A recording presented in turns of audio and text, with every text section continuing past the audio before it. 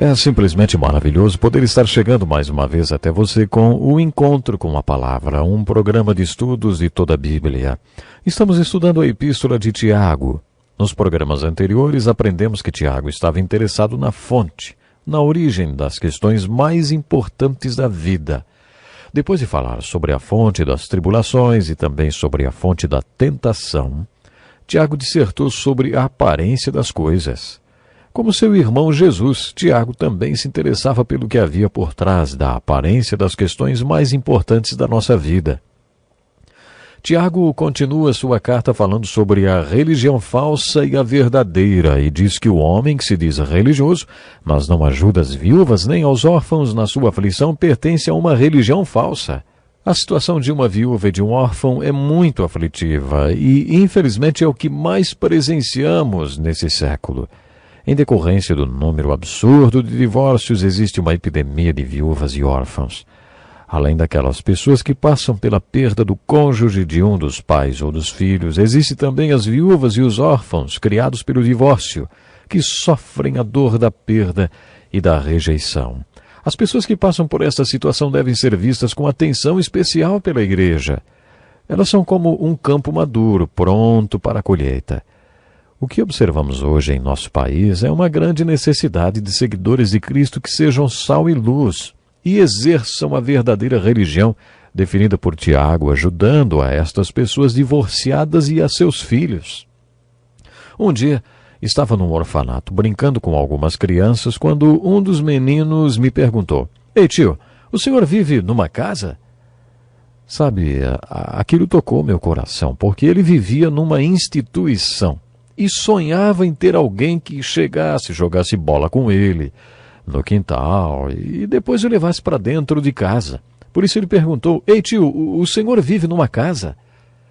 Tiago consideraria a situação deste menino uma aflição. E se a nossa religião não fizer nada a respeito dos órfãos nem das viúvas, e hoje podemos acrescentar as pessoas divorciadas ou as mães que criam sozinhas seus filhos e os filhos que perderam seus pais por causa do divórcio e separação, sabe, então a nossa religião é falsa. Esse é um grande desafio para nós e para a igreja. Você percebe como Tiago era prático? Tiago enfatizou a importância de ser um praticante da palavra e não apenas ouvinte. No capítulo 2 ele discute o que costumamos chamar de pessoa de duas caras e pessoa verdadeira. Ele diz que se alguém chegar na sua igreja e você medi-la baseando-se nas suas características externas, você estará desrespeitando essa pessoa.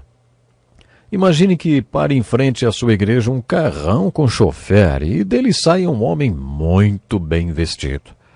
Você o recebe e o coloca sentado num bom lugar na igreja. Isso é respeitar a pessoa. Agora, imagine que chegue outro homem a pé, usando roupas muito simples e trabalhador, como quem acabou de vir do serviço, e você o coloca lá no fundo da igreja para não incomodar ninguém. Isso é pecado. Desrespeitar uma pessoa é avaliá-la de acordo com sua aparência externa. Isso é pecado porque Deus avalia as pessoas pelo que elas têm no coração. É o que lemos em 1 Samuel 16, versículo 7. O Senhor não vê como vê o homem vê a aparência, mas o Senhor vê o coração.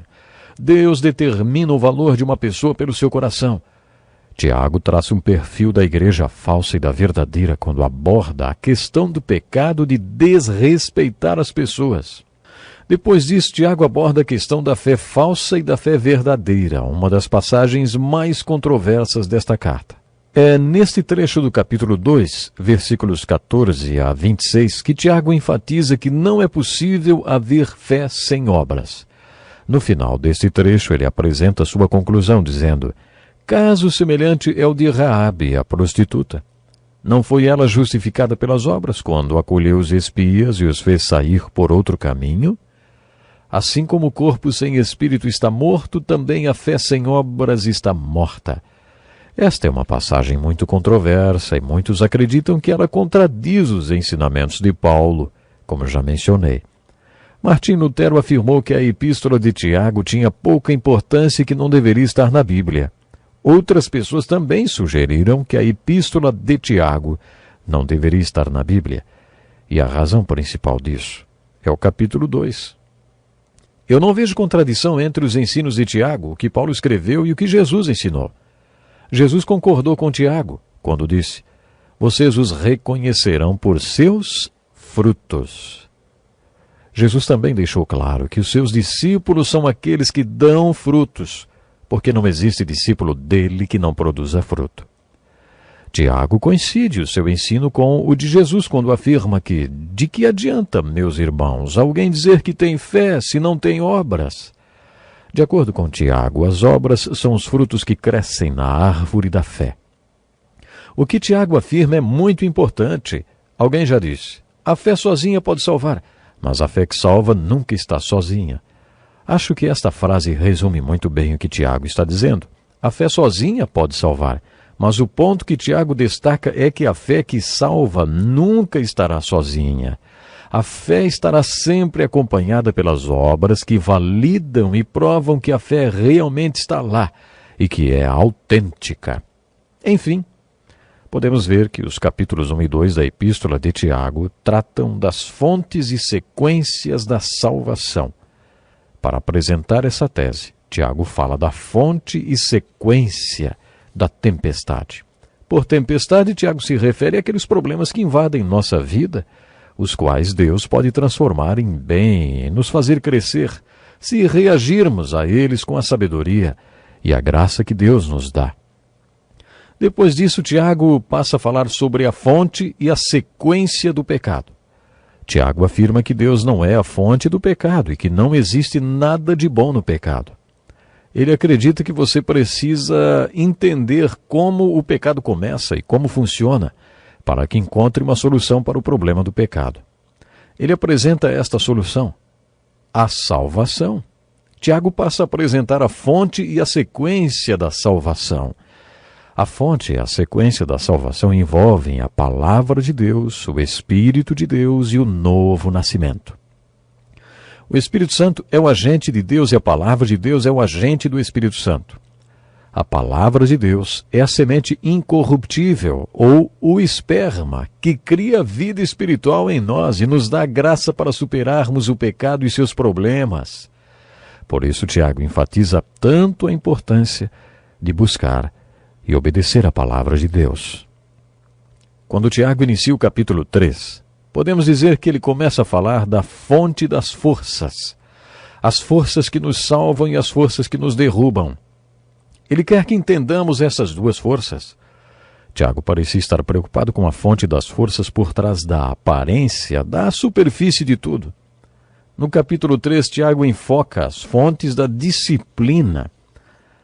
Traçando um perfil da personalidade de Tiago, observamos que ele enfatizava a disciplina espiritual que nos possibilita caminhar na fé. Neste capítulo ele fala de como devemos disciplinar nossa língua. Ele fala sobre o cavalo ou o navio que através de um controle tão pequeno tem seus rumos guiados. Da mesma forma, o homem tem sua vida controlada pela língua, um órgão tão pequeno. Tiago ainda acrescenta que a única maneira de disciplinar alguém é conseguindo disciplinar ou controlar sua língua.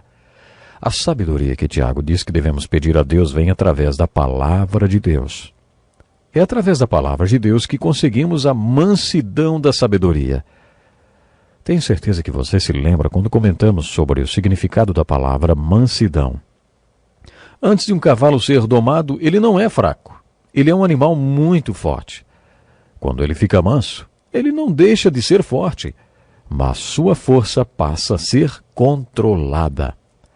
Por isso, quando falamos sobre a mansidão da sabedoria, estamos nos referindo à sabedoria que você recebe de Deus e aplica para obter disciplina. Em outras palavras, a nossa vida deve estar sob o controle da sabedoria de Deus, da mesma forma que um cavalo é controlado pelo seu domador. Daí Tiago passa a falar da sabedoria e sobre a fonte dela. Ele diz que há dois tipos de sabedoria. A sabedoria que se revela através da amargura, da ambição egoísta, da confusão e de toda espécie de males. De acordo com Tiago, esta não é a sabedoria que vem de Deus. Tiago se preocupava com a fonte e a origem das coisas, e por isso ele diz: esse tipo de sabedoria não vem dos céus, mas é terrena, não é espiritual, mas é demoníaca. E aí ele descreve outra sabedoria. Esta sabedoria tem outra aparência, é pura, pacífica, cheia de misericórdia e de bons frutos, imparcial e sincera. Tiago afirma que Deus é a fonte da sabedoria que vem do alto. Portanto, aprendemos com Tiago que existe dois tipos de sabedoria, a que vem do diabo e a outra que vem de Deus. Tiago afirma que esses dois tipos de sabedoria podem crescer no solo das nossas vidas. Mas a sabedoria de Deus é semeada em paz. O fruto da justiça semeia-se em paz para os pacificadores. Encontramos esta verdade não apenas nos ensinos de Tiago, mas em toda a Escritura. Como encontrar esta sabedoria do alto, manifestada pelas características descritas por Tiago? E como surge em nossa vida aquele outro tipo de sabedoria? A resposta é: nenhuma das duas vem por acidente. Cedo ou tarde, cada um vai se sentar diante do seu banquete de consequências. Tiago concorda com essa frase. Para ele, podemos plantar a semente dos dois tipos de sabedoria no jardim da nossa vida. Na verdade, é isso que fazemos o tempo todo, plantamos um tipo de sabedoria ou outro. Nesse contexto, Tiago quer que entendamos quais são as fontes das forças que controlam nosso temperamento. Ele fala, por exemplo, sobre perder a paciência e, como já vimos no primeiro capítulo, a ira do homem não produz a justiça de Deus. Devemos nos lembrar que quando perdemos a cabeça, não cumprimos a vontade de Deus nem sua obra. Tiago quer que entendamos as fontes das forças que controlam nossa vida. Talvez essas forças estejam tentando nos derrubar. Se você tem sido tentado a pecar e depois sofrer todas as consequências do pecado, saiba que este enredo não vem de Deus. Você precisa aprender a lidar com o pecado. Você precisa saber encontrar a solução para o problema do pecado. E esta solução está em Deus. Até o próximo programa. Deus lhe abençoe. Este é um estudo escrito pelo Dr. Dick Woodward, na voz do pastor Edson Bruno.